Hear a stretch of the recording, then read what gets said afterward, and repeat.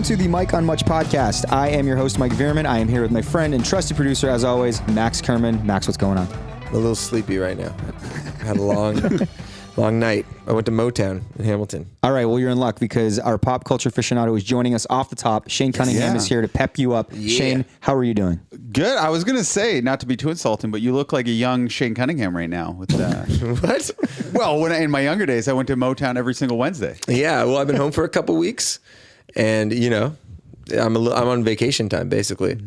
There's not like a ton. I mean, there's always stuff going on, but there's not a ton of band stuff going on. And I'm pretty responsible. Like, if there's something that's really important, like, I won't go out. I'll go to bed early, get a full night's sleep. But if I don't got that... When you are not on tour, do you tend to hit the nightlife a little hard? A little bit, because... well, just because I miss all my friends. A little bit. He's sitting here hungover as hell. And you don't handle hangovers well at all, right? Oh, You're notoriously bad at that. So bad. I'm the worst at being hungover. I cannot power through anything. But before we go, we got some great feedback from Dan Carruthers, who is basically running this whole operation at this point. Dan, he is basically the executive producer of the show. He is taking care of all of our socials and making sure the shows get online and all that stuff. And he said that we got a lot of subscriptions and comments in iTunes. So please, if you haven't subscribed to the show, subscribe. Also tell your friends about the show. Also leave a comment. It's really appreciated and helps the show grow. So thank you so much for listening and for doing all that stuff we just asked you to. Taking care of business, Max. Taking care of biz. Shane, what's been going on with you? Wait, we're not saving it for the dessert, but we want an update on my butt health? Yeah, how's your butt doing? I like that you just said dessert and butt health in the same sentence. Are you guys hungry? So I'm actually going to go, it's been bad. It's been very bad. The feeling like I need to go poo-poo has not gone away since we last recorded. Oh, boy. And it's kind of really scary. So I've been taking Epsom salt baths at nighttime. Mm-hmm. And you know how I told you guys I float?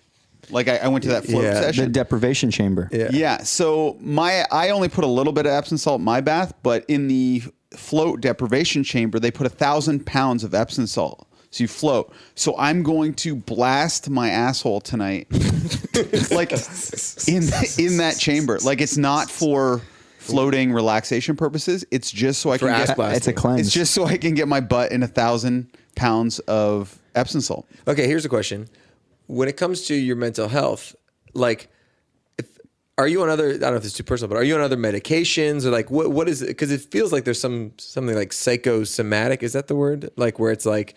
It's all in his head. You think I'm making this shit up? I don't think you're making it up, but I think it could be due I'm to producing stress. real results due to anxiety.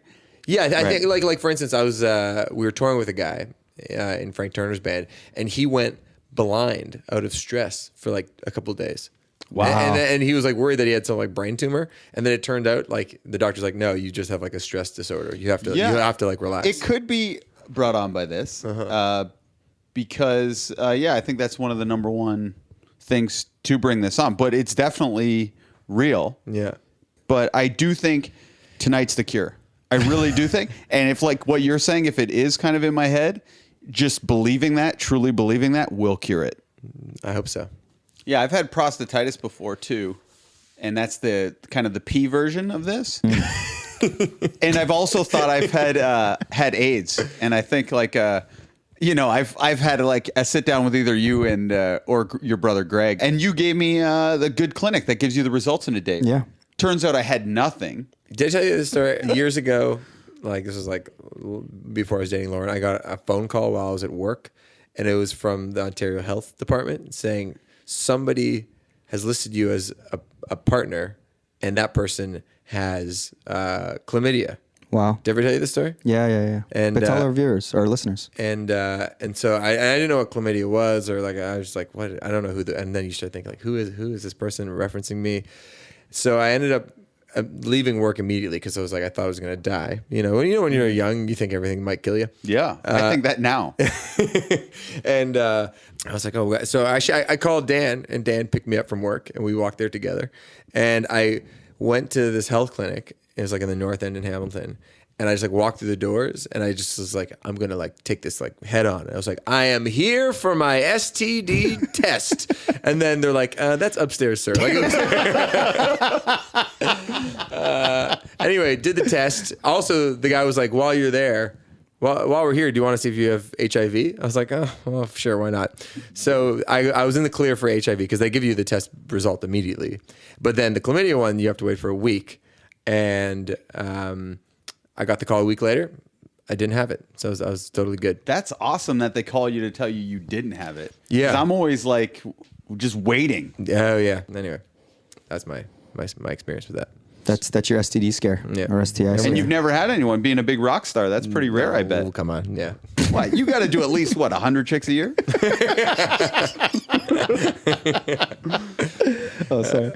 Oh, man. All right. Well, what else is going on? So did anything of note happen last night there, Maxie? Yeah, nothing really. I mean, I have felt lately in like the last like 2 months, because we were away so much last year.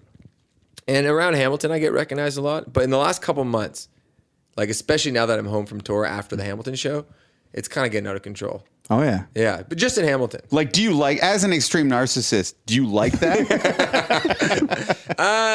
No, I mean, I don't. Most of the time, everyone who's coming up is super nice. There's no one that's like really being overly intrusive, and everyone's just being super like complimentary and nice. It's only kind of bothersome a little bit if I'm with like Lauren, and Lauren's cool about it. I can see if I'm in her shoes, I'd be kind of annoyed by it after a while, but she's really cool about it. But you're not loving it anymore. No, I like it, but I just have to pick my spots. Like if I want to actually have like a nice time, like catching up with friends, like I was like, maybe I shouldn't go to Motown. Yeah, I was just going to say that. That's like a Tiger Cat going to like Iverwin Stadium or something. Yeah, so... A reference only Hamilton. Yeah. I don't give a shit. It's a local pod. But Motown was fun. But, you know, when you go with your single friends, it's like kind of... I think they like it because it attracts attention to the crew. Yeah, it was you and all the singles. Yeah. But wait, I'm getting a kind of a lackadaisical vibe here. Did you go to Motown also? No, not at all. You didn't? No. Oh, okay. You I went guess to just because you're wearing sunglasses right now, but those are your eyeglasses too. So that makes They sense. are prescription. No, I was a good boy last night. So I had to meet up with our friend Mike because he's having... This is kind of a big thing. The first peer of ours is having a child. Yeah. None of us have done this. So I guess something that fellas do is they have a diaper party. Yeah, is that a real thing? Like, is that something where it's going to be happening moving forward as our friends start to have kids? I guess. It's our reality It's because like the it's happening. stag and doe of babies, right? But yeah, maybe. It's a diaper party. Either way, I mean, for him, I think it's just an excuse to get together with his buddies and have a last hurrah where we do a fun pub crawl. But I'm hosting it. It's at my place. So we had to get together last night and basically work out the details because this What is are happening. the details, by the way? Oh, like, so I'm working tomorrow in Toronto. He's working in Mississauga. What time do we get back? What time are people arriving? Is he bringing he's bringing a couple cases of beer, some pizza? Like, am I grabbing ice? So there's that. What time people are arriving? I just feel like these details could have been worked out over a text message. Like guy planning so much like easier wanna than carry girl on with planning. Mike. Like who's bringing the ice? Who's bringing the brewskis? We got pizza to order. it's tough stuff, man. We wanted to get together for It dinner. was more of an excuse just to watch the Raptors game and eat chicken wings. Yeah, so we went to the Pheasant Plugger. We ate had a some meeting wings, about the diaper party. So, and then we went over to Max's place because he was texting and he's like, come for the second half. We get there, he's hanging out with our friend, local television star, J.R. Diggs. And then all the single dudes showed up. Yeah. Nick, Dan, Al. And then they all went to Motown and I went home because I had to go on TV today for... Talk about that. How was that? So I had an opportunity through Kristen Nicholas, who's been amazing. Shouts to Kristen Nicholas. Huge friend of the pod. And basically, I'm a huge NBA nut, Raptors fan. And I was asked to go onto a panel called Fast Break, where basically you talk about, different things that are going on in the NBA. But anyway, it was great. It was funny. It was just, I just hung out and talked basketball. But it was really quick. It was like a 6-minute segment. And I feel like just as we were getting into it, it was over before it started. Here's a question. You are a crazy person watching basketball. If anybody gets a chance to, they should watch basketball with Mike because he doesn't really pay attention to you. His eyes are like on the court at all times and just screaming at the television or if he's there. Like you really turn into a different person. I'm in the conversation. Yeah, sort of. But do you think you'd enjoy being like an NBA personality, or would that take like the passion and the fandom out of it because it might start to feel like work? It's a good question. Some years ago, I kind of had the thought where I was like, oh, maybe like I'll change gears and go work at, NBA TV Canada, or like work with the Raptors in some capacity. And what I was actually, I co-directed a commercial with our buddy John for the Raptors when they got back into the playoffs 4 years ago for the first time. And we went down and we shot and we hung around the Raptors for the full day. We were courtside. Really proud of the commercial. But what I kind of realized was I was with the camera guy, I'm courtside, and it's like, Kyle hit a huge shot, and I was watching the monitor, and I was stressed because I was like, if this camera guy didn't get that shot, we were shooting at 60 frames per second, so it was like super slow-mo, looked really cool. I'm like, if this guy didn't get that shot, I'm going to be like really pissed because I know that's going to go into the promo. And it ended up getting in, he ended up getting the shot. But what I realized after was I said, man, like, Kyle hit a huge shot against the Memphis Grizzlies to basically like seal the game. The place went nuts, packed ACC, and I didn't get to engage with that moment the way I would as a fan. I was engaging as a guy directing a commercial and stressed out about the content. So what I said was, man, like basketball for me is like, that's how I get away from my job and like stresses. Like, not that the Raptors don't stress me out, but it's like, it's my hobby. It's like something that like, it's my way to sort of unwind. And if that was my everyday job, I'd have to find some other way to unwind. So I don't want to lose that. So no, I wouldn't work in basketball. I mean, never say never, but I'm lucky enough to have a lot of choices right now. If I have my choice, I keep doing what I'm doing. Do you think porn stars don't like having sex as much? That's a good question. On to the interview. What? No, I was just saying. Let's get to Ryan from Mother Mother. No, but that is a terrible segue, but we'll go with it. We have Ryan from Mother Mother on this week. An old friend of mine, actually. Yeah. Yeah, he's a sweet guy. Very, very interesting. He's one of these guys, I think, within the Canadian music scene that people look up to because he produces a lot of their stuff. He's produced a lot of other artists. He's like a monster guitar player. He's like very clever lyricist. He's sort of like, he's got the whole package. I feel like most people, when it comes to music, it's like they're either just a great front guy, but maybe like don't know how to play an instrument, or someone's really good in the studio, but doesn't like to tour. Like he kind of does everything really, really well. Yeah. He was an interesting guy to talk to in the sense that he's definitely like thoughtful. I think he's thought a lot about how he goes about his work. I think he's thought a lot about how he sees the world and, ends up putting that back into his music. But I feel like I got to know him. I'd never met him before. I've seen them a couple times, like at different Canadian music weeks and whatnot. And obviously they've been doing very, very well. But yeah, they built a real thing. They got real fans. It's great. Shane, got anything to say about Mother Mother? I really liked them back in the day. Your brother Greg actually got me on a song, Wrecking Ball, and it was like one of my favorite songs for like a year. I'd listened to it. It's one of those songs I would listen to over and over and over and over again. All right. Well, do you want to get to the interview? Let's get it. All right. Let's get to Ryan from Mother Mother. That's good. Yeah. Is it whenever you do those like morning shows and have to perform, do you find it hard to sort of get up and do the damn thing? It's just singing. Yeah. Right. Singing is so unpredictable. Right. You can be well rested. You can drink tea. You can not drink for 2 months and then wake up one morning and the voice is somewhere else. Right. Yeah. What do you Other do? than at your command. Sure. What do you do in instances like that? You just sort of power through it, or? Yeah, you just bang it out. You croak it out. Yeah. I think you lean on intention. Yeah. Yeah. I think you know Max, who Yep. we do this podcast together. He's on tour actually right now. Have you guys Right. played with them, the Arkells? Or? Yeah, a bunch. Yeah, I thought so. But anyway, on this pod, we sort of like to get into the sort of minutia of how creatives do their work. Mm-hmm. So I kind of wanted to start with, in music circles, I feel like you're known for your virtuosity, like not only sort of as a musician, but also as a songwriter and producer. What are your earliest experiences with music? And what role did music play in your family growing up? It wasn't a musical family per se, but it was a very musically supportive family. So it was important that we took piano lessons from an early age, even though my mom didn't play the piano, that kind of thing. And I started taking guitar lessons at 10 years old. And I remember just really having a proclivity to compose.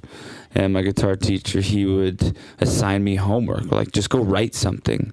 And then I'd come back and I have this little a minute and a half linear composition that didn't necessarily have repeating parts, didn't have structure, but it was inventive and it was original to me. Okay, so that's interesting. So was it sort of driven by your parents, like, oh, we want them to have music in their lives? Yeah, and I mean, I think we exhibited talent, especially me, and so they reinforced that with lessons. Did you find lessons tedious, or did you love it? I loved it, yeah. And even when it was Royal Conservatory, I still found a way to tap into composition. Yeah. My piano teacher recognized that I wanted to write my own music more than I wanted to learn the classics. And so, yeah, we put the rule book down and got into making stuff up. Yeah, and I mean, do you remember the first show you played where you were performing original songs? Well, I used to just go on these blues rampages. Oh, really? On the guitar, yeah, as a youngster. And the elementary school assembly, I would play as people were walking out of the gym. Yeah. And I played with a blues band when I was 12 in a bar in Campbell River. You'd take a ferry boat to Vancouver Island, to town as we called it. I had my first gig there. I subbed out for my guitar teacher on a New Year's gig when I was 14. I made $500. That was a big haul for 14. Yeah. And then I had a melodic metal band, original band in high school called 101 Damnations. And those compositions were really long-winded and complex and comical now looking back. But man, we thought the world of them. Did you ever get anxiety about getting up and performing, or did you always have a proclivity to get up and be in front of people? Yeah, I think I did. But then when I became a voice and a front person, the nature of performing changed. There was more of my soul in view and more of your personality on display, and that's a bigger part of performance when you're a front person, is integrating a personality and a charisma into just the sheer proficiency of getting the parts right. Is that something that you have put a lot of thought into and have evolved over the years? Definitely, yeah. And I mean, you try and sculpt it or script it, and then you realize you just need to be authentic. But even that, it has to be affected on some level. Yeah, you need to premeditate authenticity on some level. As dichotomous as that sounds, it's sort of true. Yeah. Yeah. I think preparation is the gateway for spontaneity. That makes sense. Yeah. I mean, you've been in Mother Mother for a long time now. And your sister's in the band. Yeah. Your ex-partner Jasmine is in the band. How have these relationships made the experiences of touring and making records either more special for you, or has it been difficult at times because of the maybe intimacy of those relationships? Definitely. When me and Jasmine were breaking up, that was hell on the road and in the rehearsal space. That just, no two people should be in that situation. That's what you believe while you're going through it. But then you come on the other side and you have this relationship that is so strong and has seen so much and weathered such a dynamic storm, that sharing in the good stuff from that point on is more enjoyable, more profound. Same with Molly. Well, it's if you make it through, if you're forged through fire, if you make it through, it's stronger afterward, I suppose. Yeah. Were there times when you thought it wasn't going to work? Yeah, for sure. And with Molly too, we're pretty different people, my sister and I, and we've had a pretty volatile ride as two humans relating in the vessel of music and a band.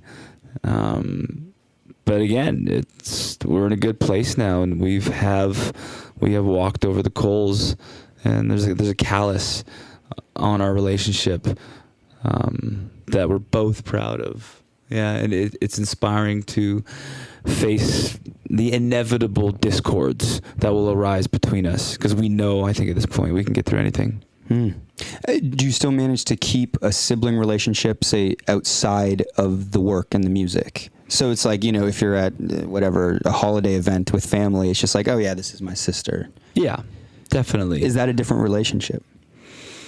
We'll still find ourselves talking about the band. Interesting. Like on the couch, yeah. And the band is very much a part of our family at large. Like the nieces love the music. Yeah. And, my mom has press clippings hanging on the wall. So I think it's a bit of a mantelpiece for the family. Yeah, I mean, when you chose to make music your career, it's an unconventional career and nothing's guaranteed. Was there sort of a concern on your mother's part? You said she has the press clippings up, but was she like, oh, are they going to be able to feed themselves? And I'm concerned. And now you've seen success. But was there ever a moment where it's like, is this, the way we're going to go? She was never too concerned. I mean, she would say often, I just want you to graduate high school. So she didn't have like visions of grandeur surrounding my professional course.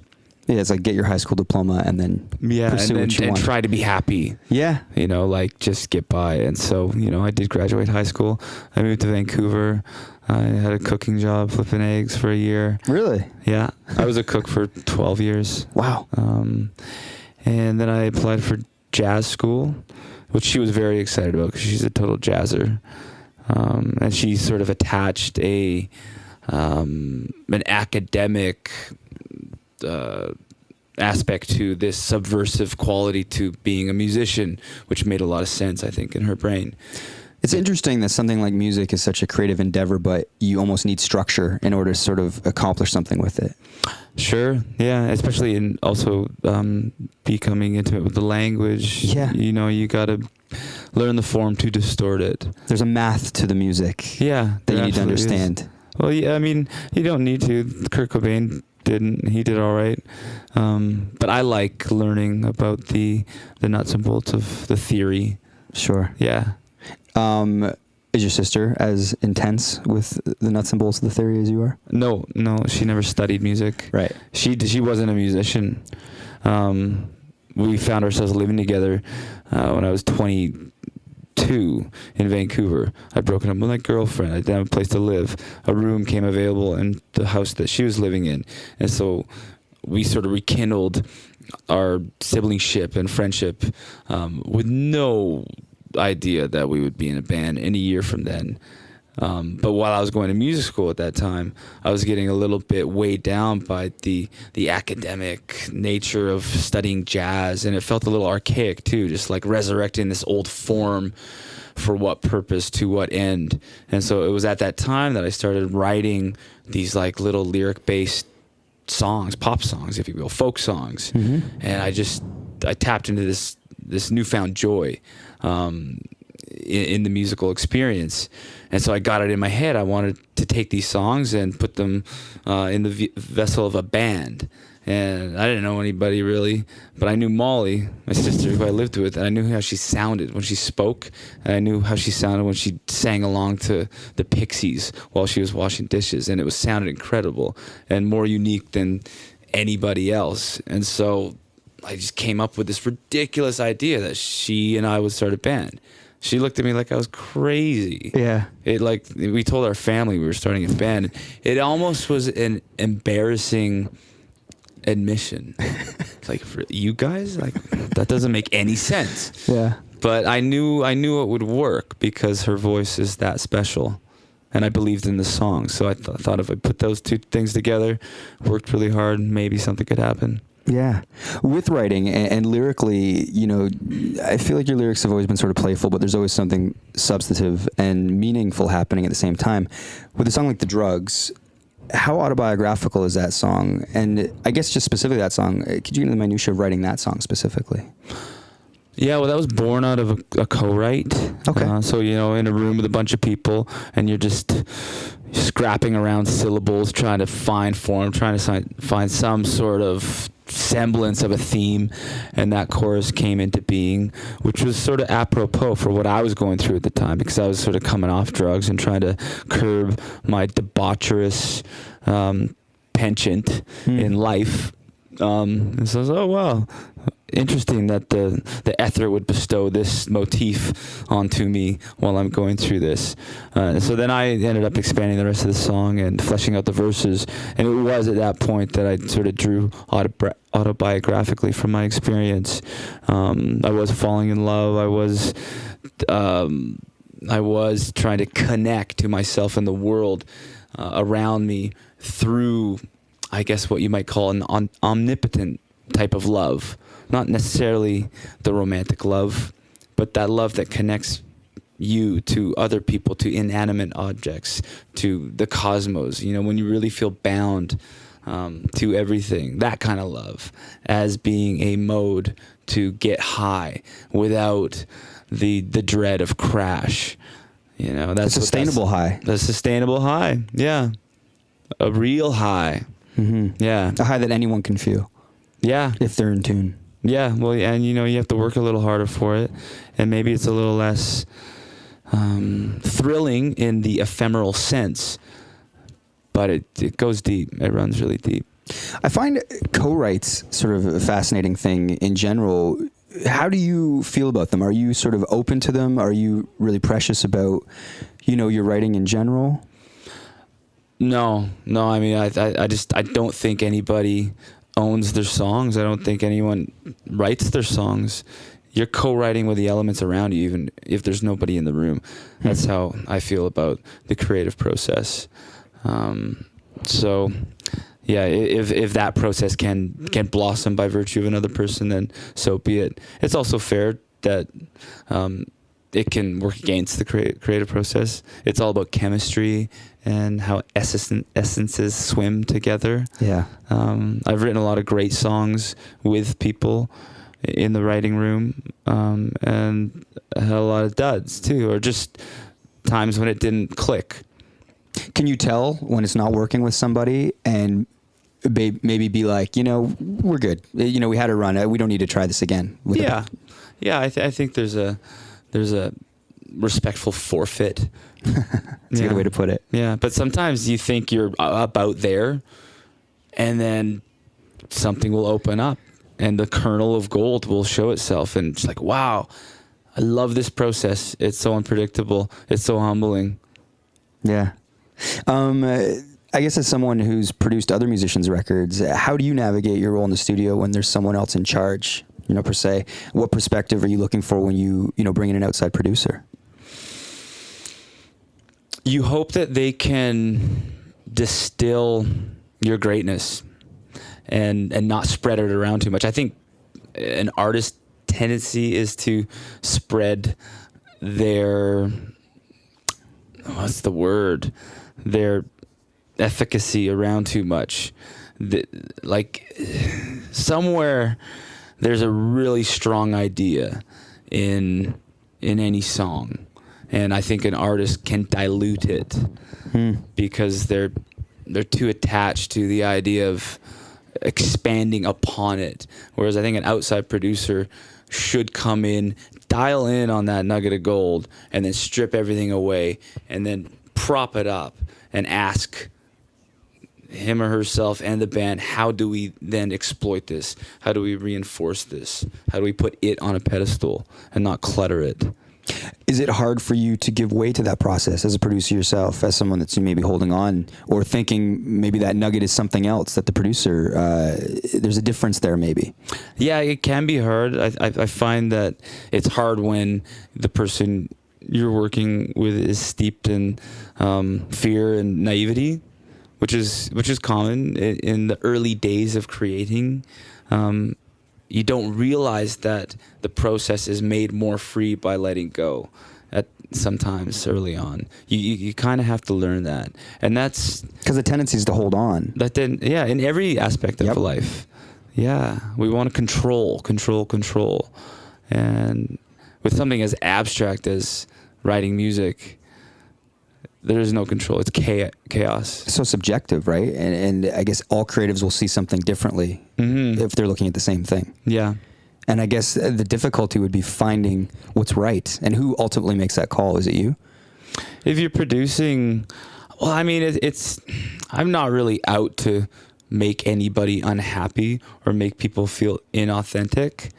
But it is hard sometimes when you know that there's this path that they could take and you could help them take and guide them on that would push them in healthy ways and potentially bring them to a higher place in their career, but they're just resistant for whatever reason.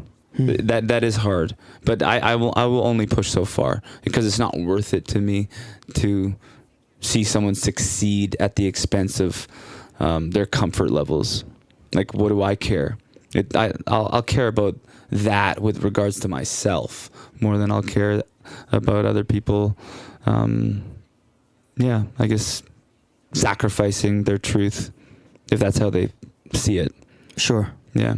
There's a great quote in the press release. It was like really positive, and you say exactly. I want to quote it. It says, "If we can strip back the culture or the masks, attitudes, and stories that feed our differences, and just connect as people, we might be more united at a time where we really need to be." What are you saying with that? And I guess ultimately, like with the album No Culture, like what are you getting at? Well, that was born out of my own identity crisis when I made the shift from being a debaucherous maniac to withdrawing and getting back in touch with myself. What do you think led you to, as your words, debaucherous maniac? What got you there? Was it something that you already always sort of had a penchant for growing up, or was it maybe a set of circumstances? Yeah, I mean, it's a combination of things. I'm innately shy and frightened, sensitive, I think, and I don't respect those traits in myself or people. I know I should. I know that there is beauty and substance and power to introversion, but I struggle to celebrate it in myself. You see it as a detriment. Yeah, I'm working on it now to see it otherwise. But that's part of it, and substance definitely allows you to bury that stuff and to come out a little more brazenly. And then I also do have this penchant for overindulgence. I like pushing too far and too hard. There's something really subversive and rebellious about that, which I think falls in line with being a musician. You're doing something counter to the system and the directed path. And the same can be said when you do too much of something. You're saying, no, I'm not going to do what you tell me. I'm going to push this as far as I can go and pick up the pieces when I get there, when I fall. I'm attracted to that mentality. And then there's a creative side too. It's like mind altering or mind alterants are really intriguing because they suggest you're going to find some greater truth on the other side of that journey, a creative truth. And being a creative person, I'm really drawn to that information.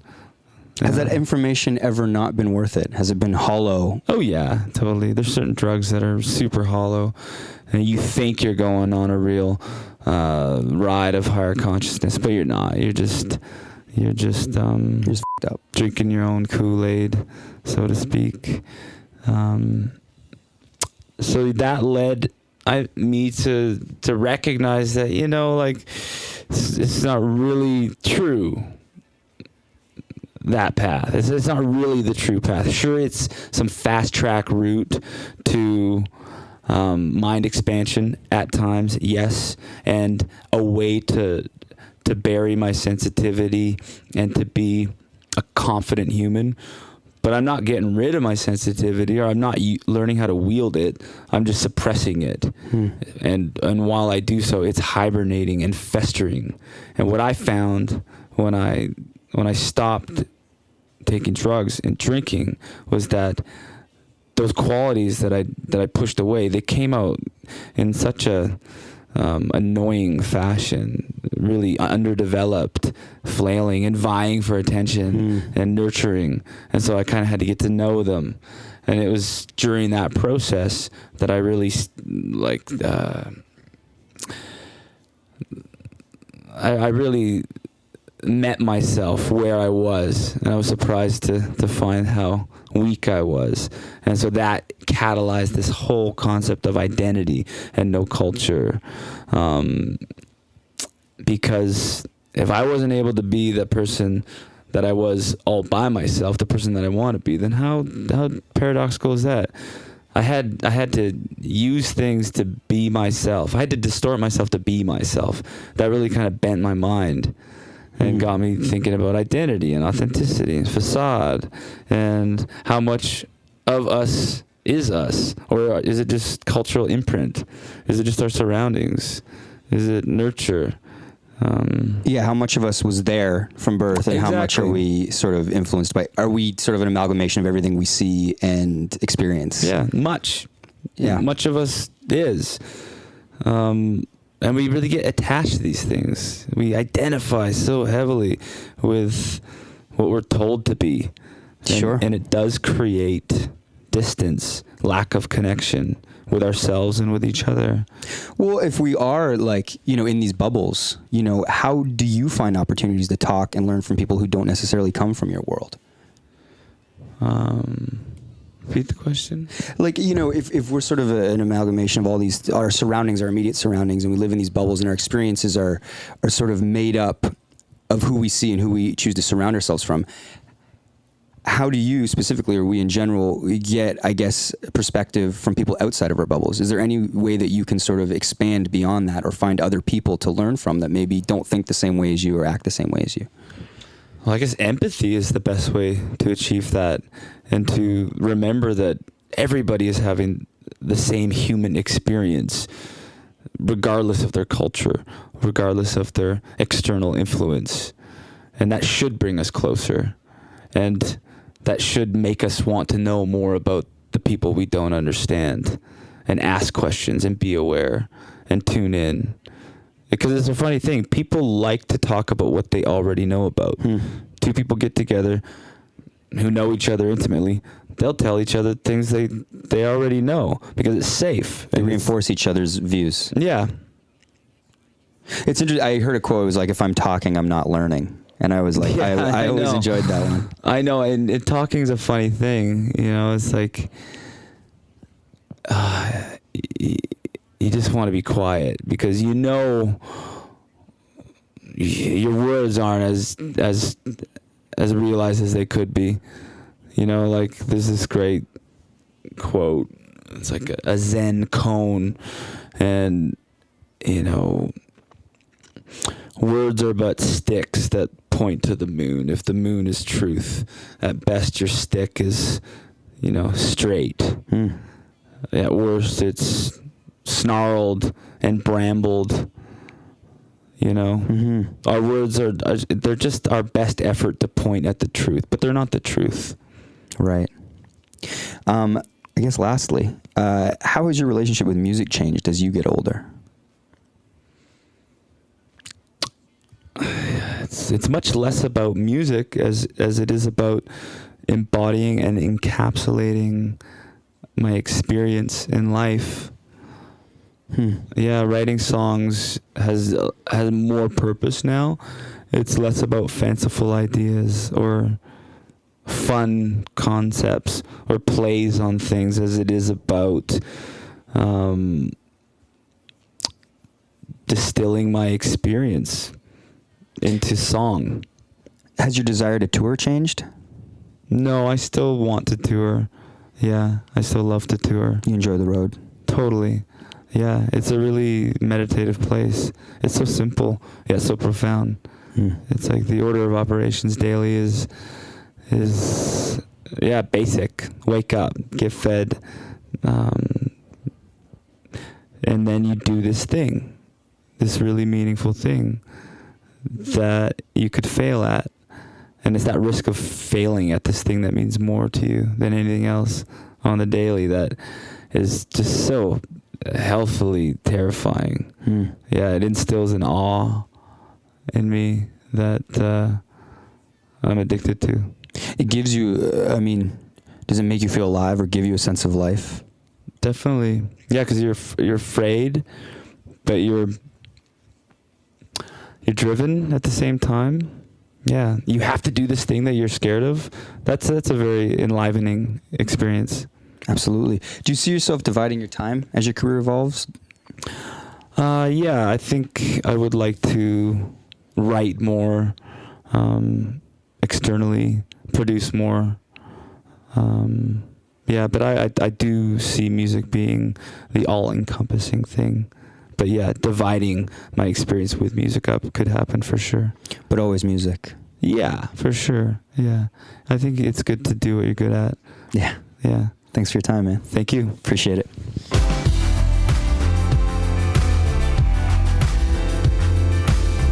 Welcome to the desserts, the part where our pop culture aficionado Shane Cunningham comes on and tells us about maybe something he's watched, something he's listened to, or something going on in his life. So Shane, what's up?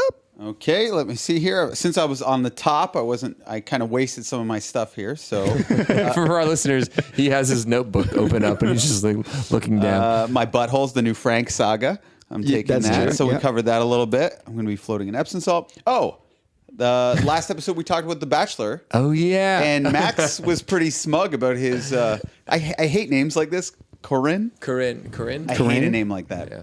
I call her Why? Because I hate names like Christine, Kirsten, Kristen. Like I don't like that. I like simple names like Mike, Max, Shane. Yeah. I can't with those names. But Corinne is gone. She's gone. And I'm not, by the way, I'm not happy to see Corinne gone, but I knew she was going to be gone. Yeah.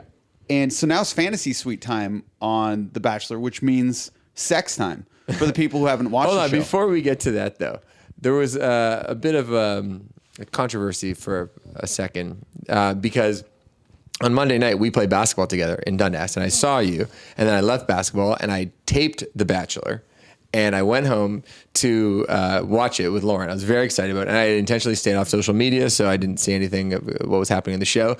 And then all of a sudden I get a text from Shane going, "Pack your shit, Corinne." And then Max pipes in and he goes, Shane, I'm taping it. Yeah. yeah. So sometimes when I f up a lot, so someone's like, "You're not supposed to say that." I'm like, "You didn't let me finish." I'm kidding. So, but this time I said, "You didn't let me finish." She's packing her shit because she's going to the fantasy suite. But really, there is an unwritten rule among Bachelor fans that you have to watch it the night of. Oh, see, I'm Or new. you're Yeah, I guess it's all over the internet. Yeah. But I was watching the night up. I was literally probably like half an hour behind you guys. But it is just as much. I should have let you know that I was. Why is that an unwritten rule amongst Bachelor fans? Because it's so talked about everywhere. Like you can't go on like I was on the bus and people were talking about it. You can't escape it. It's not like a Raptors game where people won't talk about it as much because it's such a gossipy show. Sure. Once you start watching, you'll know what I mean. It's And plus you had already tweeted it like that you were voting for Corinne. Yeah.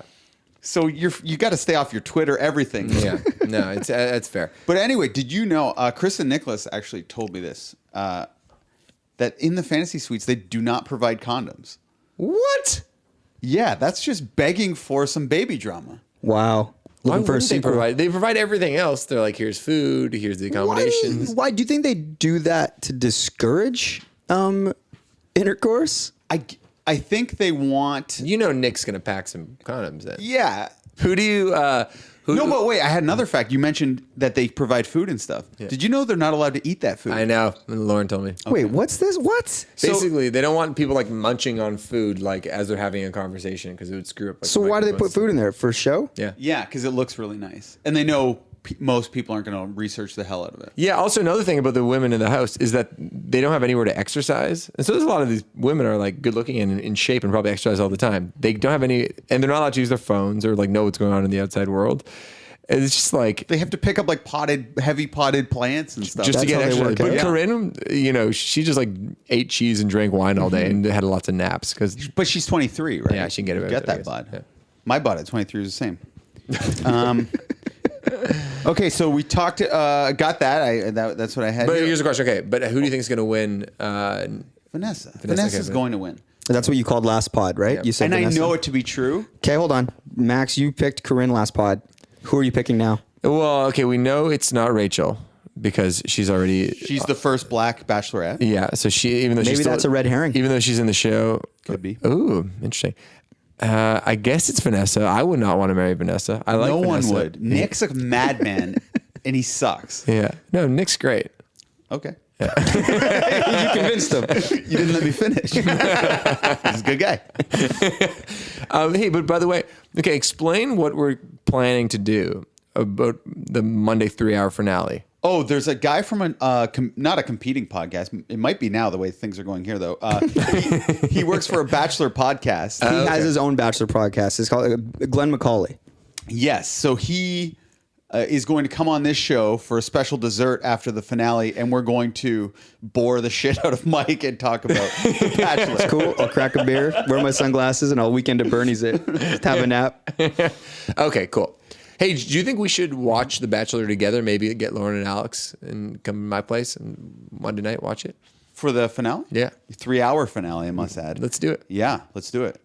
By the way, I think Alex, my roommate, not your wife, has heeded your advice because he was like, because you said if you're a single guy, you should watch The Bachelor because it's such a good point of conversation if you're out like mingling. 100%. And he started to watch it. And it shows Wow. your sensitive side, you know? Girls are like, he watches The Bachelor. It's like, that's a keeper, girl. You know what I mean? This is how I imagine girls are talking. But All right. So after the finale, when's this finale?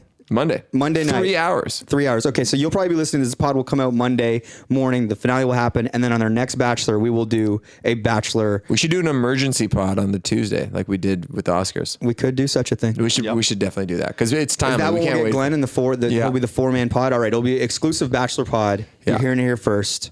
Yeah, I love it. Okay, cool. And people were raving about your commentary, by the way, about the Oscars. I'm really glad we did that. And yeah, my mom messaged me. people really Shane and liked I? it. Yeah. Also, the one thing I wanted to add to it, because I wish I was there to participate. But Wait. What'd your mom say? She was just like, I feel like I don't even need to talk to you because that was so well done. Because my mom was all curious on my Oscar thoughts. And she was just like, oh, that was a great... like she was talking not like my mom. But yeah, she gave it a positive review. Oh, that's sweet. nice. I think I mentioned this to you, but my experience, I was watching the Oscars at home. My roommate Al was like, I'm going to bed. This sucks. Like just before the last category was announced, all this shit happens. But as it was happening, I was sitting next to Lauren, my girlfriend, and Greg, your brother, my roommate. And like out of nowhere, as this is all unfolding, me and Greg just start holding hands. It was crazy. And it wasn't like I was like trying to be like overly dramatic. Like we just needed to hold something. And I didn't go for Lauren. I just went for Greg. And it was weird. It was like he had his like pinky out and I was just like gripping his little pinky. It was very strange, but funny. we were losing it. I was just like, we were just so blown away. It was wild. That's hilarious. Okay, do we want to move on from Yeah, that? let's Okay. move on. Because I don't want this to go so long either. No, but guys, let's talk more about The Bachelor. It would be... Okay, if we got to move on. Go for it. I wanted to, because I'm trying to do a thing now where I introduce people to cool new things that they're not watching or paying attention That's a good segment idea. Yeah, I thought so. The Where's Richard Simmons podcast. Oh yeah, I just listened to an episode in Mike's bed right now. Our man Greg Stewart actually sent an email this morning recommending it very strongly. You two are both on this thing. I have not listened to it yet, and I'm going to probably tonight. I love as it. go to It's bed. in the vein of Serial. Cool. But I love any mystery podcasts. Like one of my favorites was the one where this girl just tries to solve mysteries. I think it was called like the Mystery Podcast. Yeah, I think you're thinking of It was the one Scooby-Doo. where they're trying to figure out Jake Gyllenhaal's height.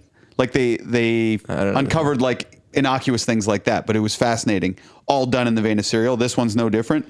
Basically, Richard Simmons has gone missing for the last couple of years because he was always very obviously flamboyant out there. Then all of a sudden, nothing. He's Very just cut off public from too. the world. It's like he's the kind of guy that would greet every Hollywood tour bus, like as they went by his house, come out and take pictures with everybody. Didn't he have like a gym? He's just a very visible person. Yeah, Yeah. He would teach classes like Yeah. every week, and, Yeah. and he was like a millionaire. It's one of the oldies. And then all of a sudden, It's like he's dead. Like he's taken off the doorbell, everything to his house. Like there's no way to contact him.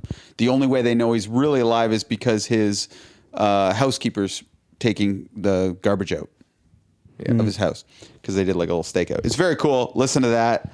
Another show that I haven't really heard anyone talking about is called Crashing. You guys hear about this? No. Judd Apatow produced show. I watched the first episode. Yeah. I forgot it was called Crashing. Pete Holmes. Yeah, Pete Holmes. He's a comedian. He's basically, you summarize it, Mike. You're better at this. So Pete Holmes is he plays, I don't know if it's a version of himself, but he plays a guy named Pete Holmes. It's kind of in He the plays Louis, himself. It's kind Yeah. of in the Louis vein. So he's a Christian that met his wife sort of when they were teenagers. They get married. They're getting older now, and he's someone that decided he was going to be a comedian. His wife supports him. She's a teacher. He comes home one day, finds out that she's having an affair. So his world is kind of... Sweetie Petey. Man. And this is all true, by the way. Yeah, Like, he's talked about it on his podcast all the time. Like he's actually caught his wife with That's what another went man. down. The little Yeah. Italian guy, as we all Yeah. know. Well, have you seen the pilot of Crashing? No, is that what It's happens? super biographical. I did not know that about Pete Holmes, but the first episode was very interesting. Artie Lang is in it, and he basically is the shoulder to lean on. I thought it was funny. It's like it was a good first effort. And I thought Artie, like I'm a huge Howard Stern fan, so I'm a little bit biased, but I thought Artie Lang was amazing in it. To me, the best part of of that pilot was Artie. And like comedians really took him under his wing, like TJ Miller's in the next episode. And that what happens in the episode actually really happened to Pete Holmes. So it's very cool. It deals with Artie Lang plays himself. It deals with podcasting. It's a very cool show that I'm introducing people to it. So, and Judd Apatow produces it. You might have said that off the top, but everybody Yeah. check it out. It's called Crashing. And then I was going to talk about Vanderpump Rules. I wanted to talk about that again. All right. but I don't have to. No, let's do it. See, I don't know. Max is the producer. See, but I really love this show. And I want to get people into it. So what I did is, since as you can see, I'm very bad at summarizing a show. I'm good at getting excited, but I'm bad at summarizing. So I sent Mike the trailer for Vanderpump so he could get excited about it. And not excited, so he could explain actually what it's about. But we don't have to do that. No, the trailer was batshit nutty. It was, it's this older woman who I'm guessing is like the matriarch. Lisa Vanderpump, Okay. yeah. And she's, so the trailer opens with her performing a marriage ceremony between a couple. And so it's like her doing the ceremony, and they intercut all of this drama, I guess, leading up to the wedding that is this season on Vanderpump Rules. Would that be accurate? 100%. And so it seems like a group of people, like a big circle of friends that all hang out and all kind of hate each other, and they all say that they're fake and they're backstabbers. It's kind of the typical thing you'd see on like Jersey Shore or whatever, like interpersonal drama. But I guess it's all leading up to this wedding that maybe seems like it shouldn't take place. And she seems to kind of be like the matriarch that's either puppet mastering it or I don't know. She is old. The reason she's featured on the show, it's actually a spin-off show from the Real Housewives of Beverly Hills. And her name is Lisa Vanderpump. She owns a club called Sir. And the show is all about her employees. And it seems like, oh, this is just typical reality show trash. But it's so intense and like realistic in a way. Like, and I feel like, you know how you kind of want to be naughty sometimes as a guy? Like I'm living vicariously through the characters. Especially there's this one guy, Jax, and he's exactly like me in every way, like how I used to be. Like sometimes people be like, "You're crazy, Shane." I'm like, I'm actually so normal now compared to how I used to be. Like I actually used to be legit, like what do I say? Like out of my mind, right? Because let's say out of my mind. But, and this Jax guy, he's my age, but he's still like, it's like He's still holding on to it. He's like me if I never came out of that phase. Like you can be Jax if you're not married. Uh-huh. But I couldn't be like Jax, who I am now. Like your marriage couldn't sustain it. But he does weird things, like he'll get an idea like his chest is too big, so he'll get a breast reduction surgery.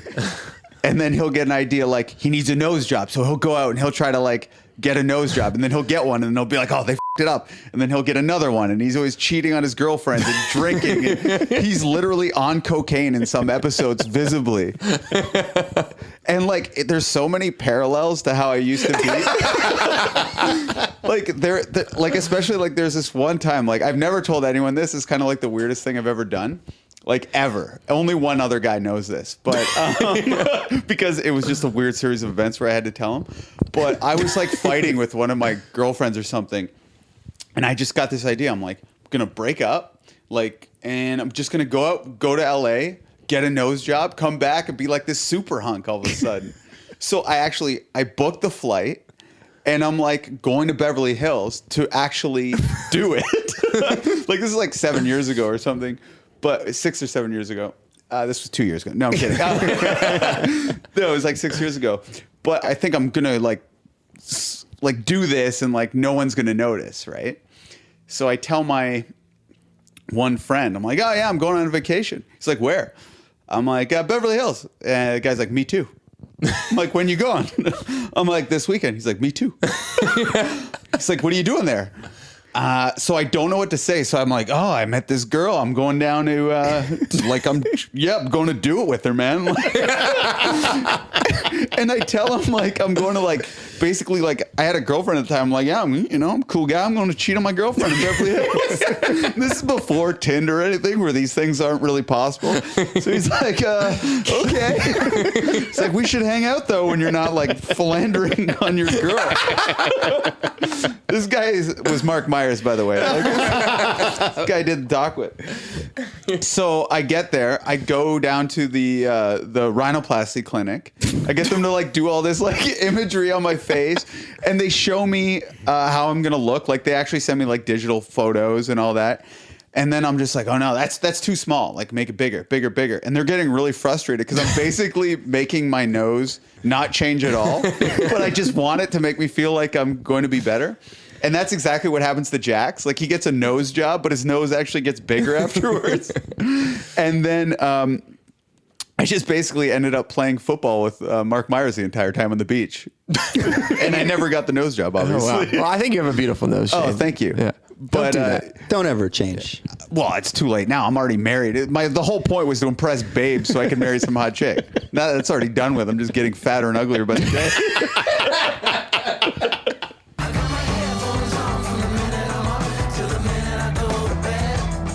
That's it. That's all. That's our episode. Thank you so much for listening. Thanks to Ryan from Mother Mother.